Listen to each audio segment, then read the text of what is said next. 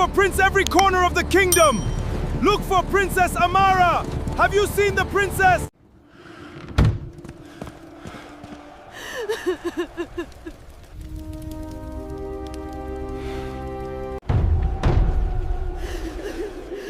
They cry for a ghost, Obiora. They cry for their princess. And for now, that is what we must give them. They buried a princess, but there was no body inside the coffin. The entire kingdom wept, believing their future queen was gone forever. But what no one knew was that Princess Amara was still alive, and one day she would return to uncover a secret that had been hidden for years.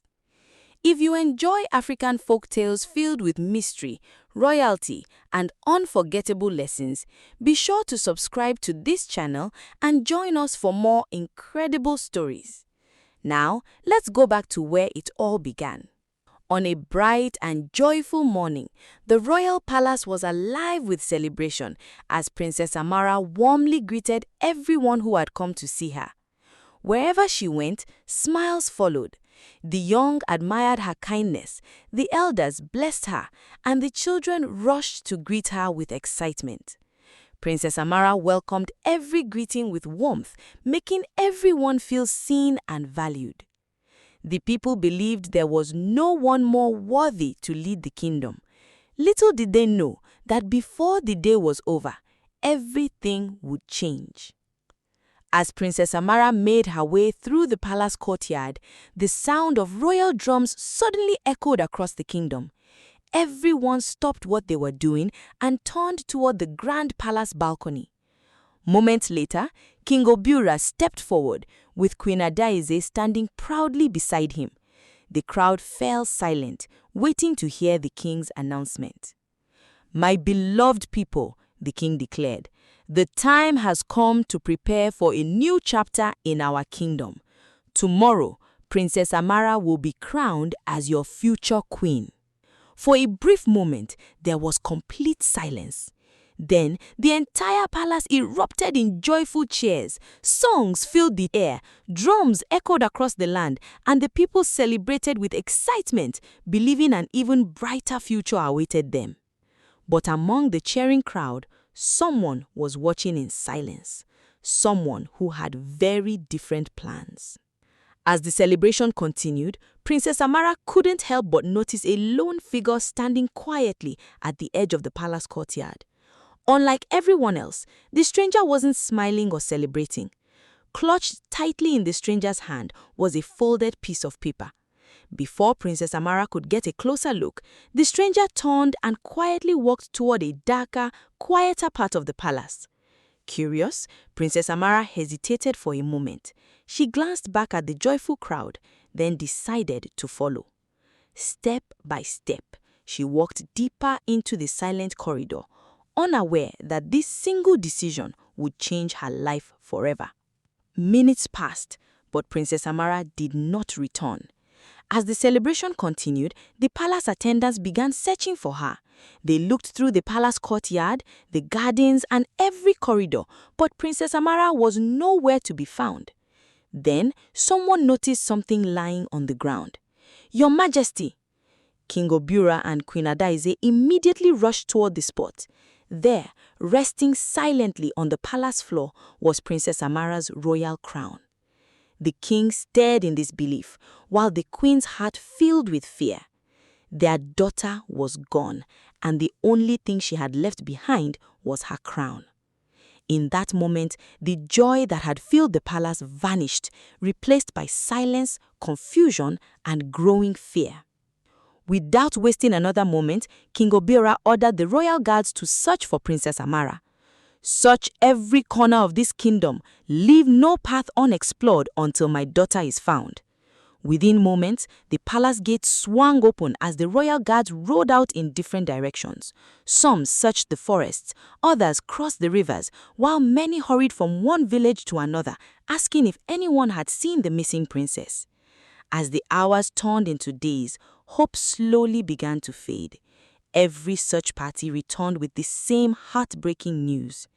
"Your Majesty, we found nothing."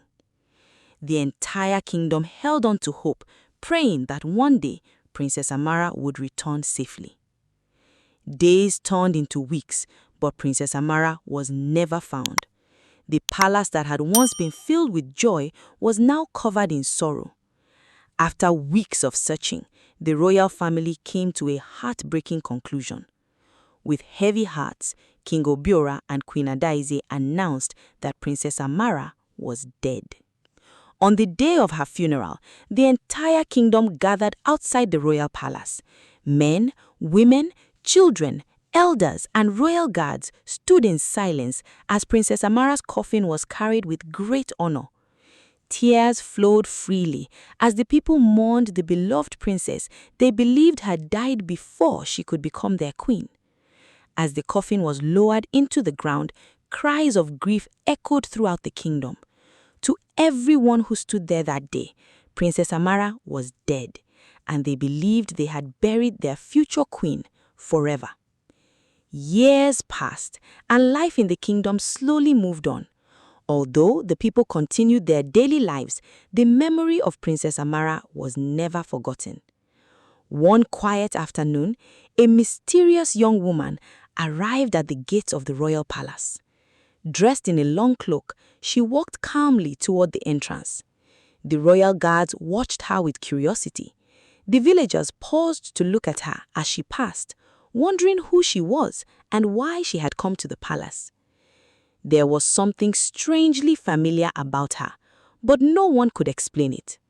Without saying a word, the mysterious woman continued walking toward the palace, carrying a secret that was about to change the kingdom. The mysterious woman walked confidently into the royal court, where King Obiora, Queen Adaize, the royal guards, and the palace elders looked on in silence. No one recognized her. To them, Princess Amara had died years ago. The young woman slowly lowered her hood and lifted her face. For a moment, the entire palace fell silent.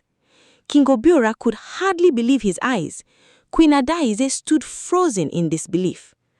"Amara," Queen Adaize whispered. The young woman smiled gently as tears filled her eyes. "Yes, mother, I have come home." Shock spread through the royal court. The princess they had mourned, the princess they believed was dead, was standing before them. The royal court fell silent as Princess Amara stepped forward. "Father, mother, the day I followed the stranger into the palace, I had no idea it was a trap. The stranger was not acting alone. He was working for a jealous nobleman named Lord Kande, a powerful member of the royal council. Lord Kande feared that once I became queen, his influence over the kingdom would come to an end. So he ordered his men to take me far away before my coronation. For years, I was kept in a distant village under constant watch, but I never gave up hope. One night, I found a way to escape, and after a long journey, I finally returned home. The entire royal court gasped as they realized the truth behind Princess Amara's disappearance. The royal guards wasted no time. Lord Kande and everyone who helped her carry out the cruel plot were arrested and brought before the royal court. With all the evidence laid before him, King Obiora rose from his throne and delivered his judgment.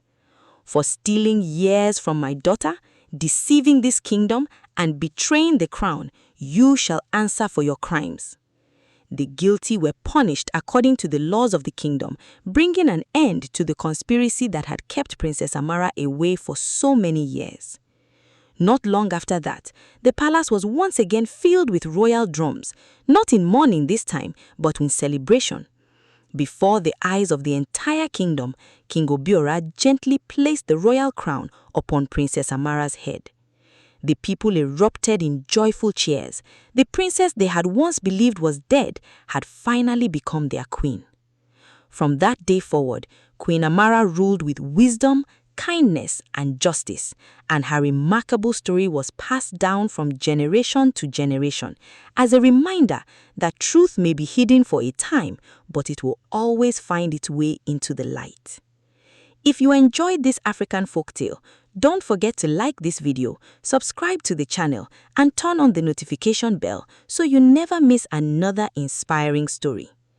And before you go, tell us in the comments, if you were Princess Amara, would you have forgiven Lord Kande, or would you have chosen a different punishment? We'd love to hear your thoughts. Thank you for watching, and we'll see you in the next African folktale.